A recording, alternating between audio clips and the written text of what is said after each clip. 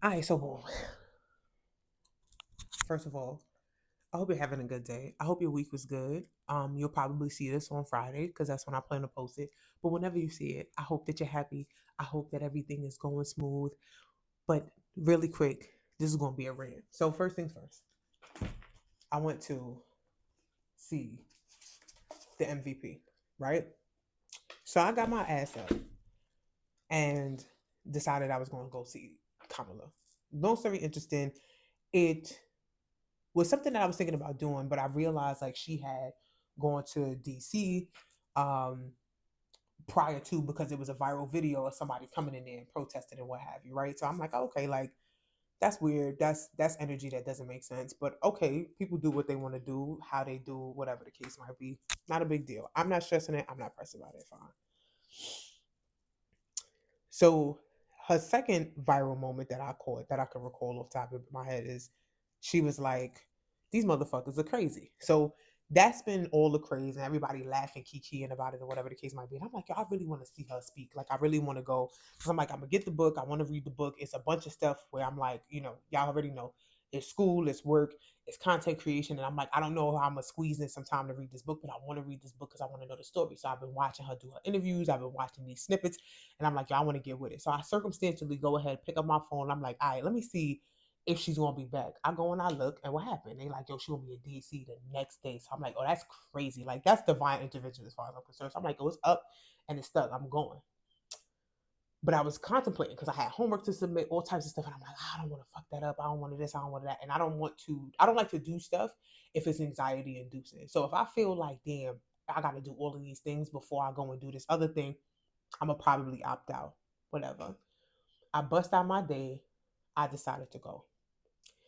Now, prior to this moment, my week had taken an interesting turn. I was actually having a really good week. Let me tell you, I was chilling, I was smooth sailing, everything was everything. And again, this is about to be a rant. So I'm gonna ask y'all in advance to forgive me because I had a drink while I was out. It's not that deep, but I might have imperfect rhetoric right now. This is the time to practice grace because I'm finna go off. So I had an interesting week. I had some colleagues talk a certain sort of way, have some sort of inconsistent kind of expectations. And I said, you know what? I don't have time. But before I got to this place of saying I don't have time and letting it go, I was sure as shit upset about it. I was upset. I was upset. I was annoyed. I was frustrated. I had to sit down. I had to talk to God about it. I was like, we're not going to do any of our bad habits. We are going to embrace this moment. We're going to figure it out. We're going to pray about it. We're going to read about it because we're going to do better than we've been doing. I deduced some kind of understanding, but the one understanding that I wanted to say that I got away from this was the fact that you know what? David had to walk amongst the Philistines to get to the kingdom. So I said, if David had to walk amongst the Philistines, if the Israelites had to be in the fucking desert for years before they got to the promised land, I said, you know what, sis? You can endure. You can endure. Don't worry about it. You'll be fine. But what happened today? Because as I decided that I was going to go see the MVP, I was like, yo, I never thought about the fact that she went through something similar. People really jumping up, they upset with her, they feel a certain type of way. She's dealing with all of the backlash, all after the fact. And I'm like, you know what? That's crazy to me because y'all chose who y'all wanted to choose, but somehow she's still a target of your frustration. And this is where this gets interesting. So I take my black ass to this event and I'm sitting up in it. And I'm not gonna lie to y'all, I wanted to have the experience. So I go ahead and I sit in the second row because I'm like, if I could see her face, I'm gonna see her face. I could see the texture of her skin. It was the best thing ever. She had on a fly ass green suit. I'm like, let's fucking get it. We in there. The event ain't but an hour plus, like slightly over an hour. Four people jumped up with something to say at different times. My assumption is that they came near together because they all had similar rhetoric. Yo, the genocide is your fault. No, no, no, no, no, no. We're not doing that. The blood is on your head. No, no, no, no, no. We're not doing that. Because clearly that's what you thought. You thought it was her fault. You thought she didn't do what she had to do as the fucking vice president. My problem is that you are still seeking some sort of vindication at this point when you chose the person that you thought was best fit to handle what her and her team mismanaged in the first place. You see, my problem is, and this is the thing that was bothering me all week, it's not just that people will have an issue about a thing, it's that people will seek an issue at any and every chance they get. Hear me when I tell you that this is a paid for event. Again, I said I sat in the second row. The average ticket cost, for perspective, was $175. So you mean to tell me that your punk ass took your money and decided to bring your ass here to protest?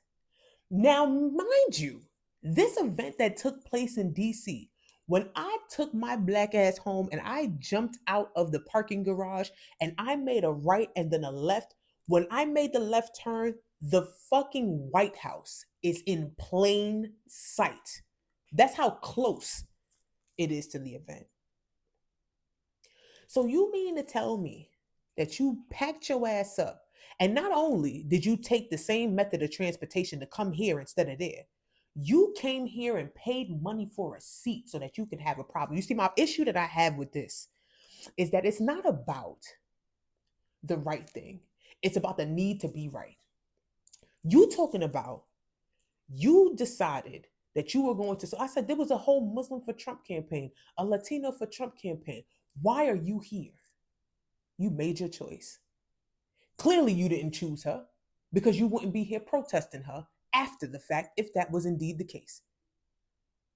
You see, my problem with this is when motherfuckers get it wrong, they still look for the punching bag. You mean to tell me you came here?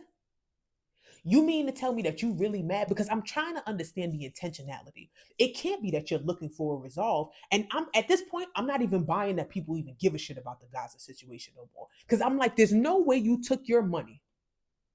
Let's say that your ticket was $100. There's no way that you took your money and you spent it to sit here and scream at her rather than send it to them kids that ain't eating.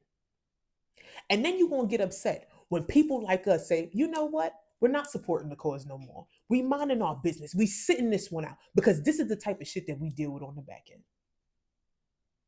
There's no way that anybody can tell me that there is some reasonable justification for why you feel the need to disrupt a book event.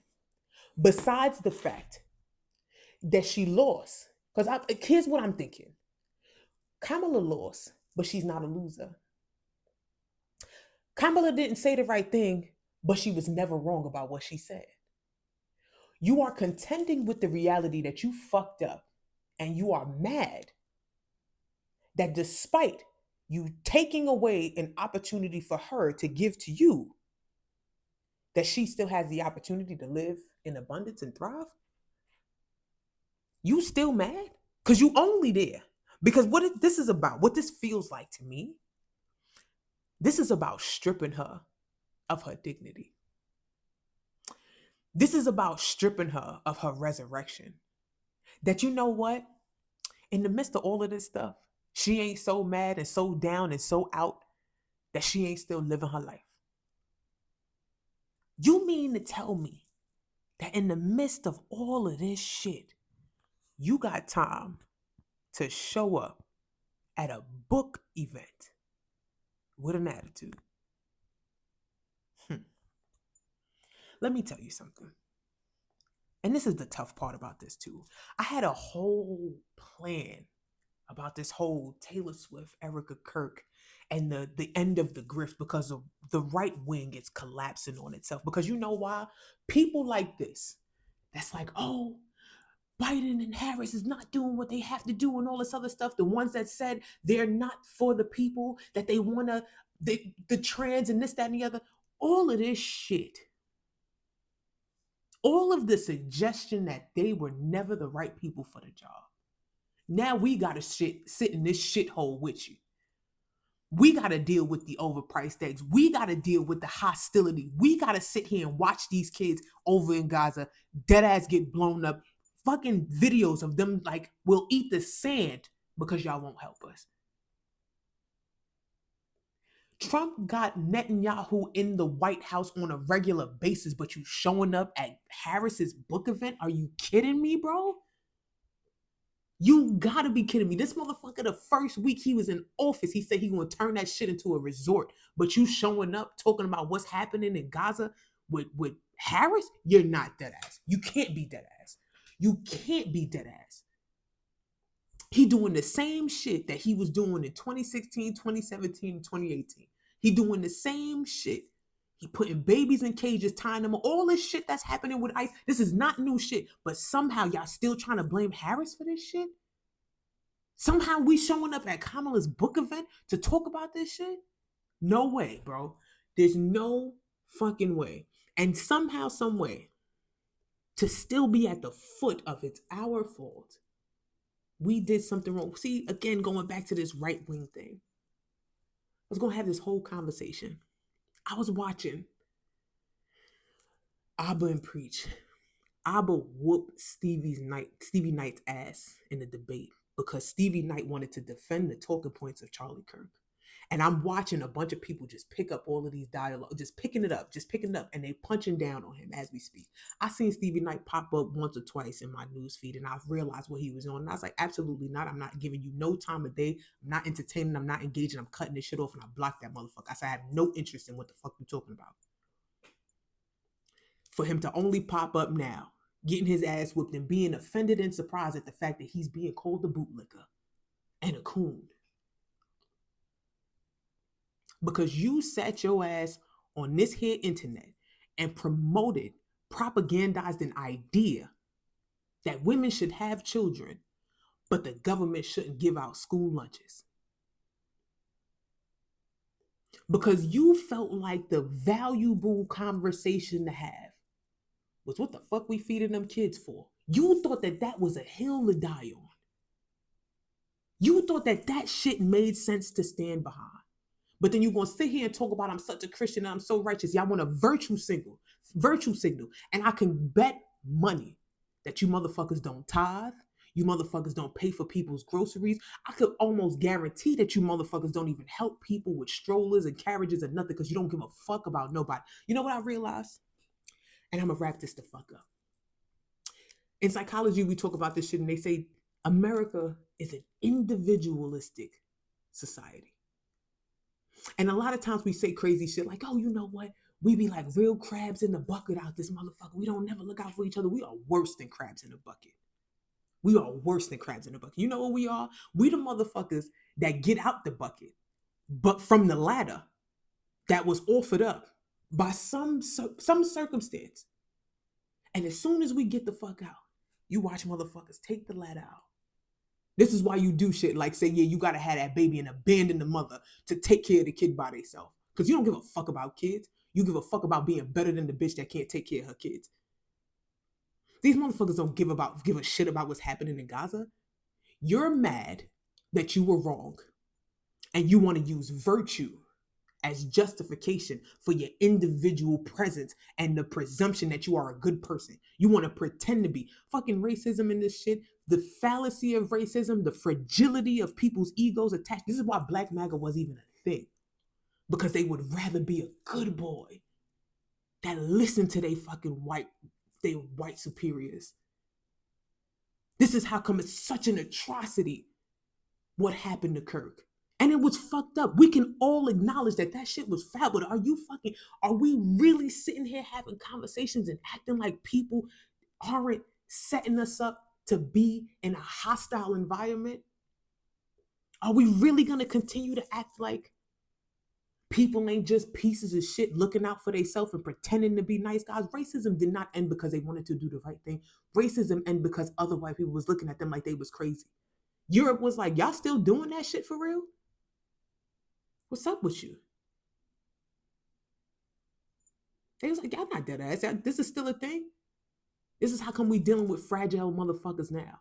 This is why the fuck we got all of these entitled ass fragile ass people running around thinking that they should have more, that they are more, sitting in these fucking echo chambers on YouTube and believing that they understand what the fuck they talking about. And in all actuality, they say shit, I could care less. I don't need to look this shit up. This is what the fuck is happening. And in the midst of all of that,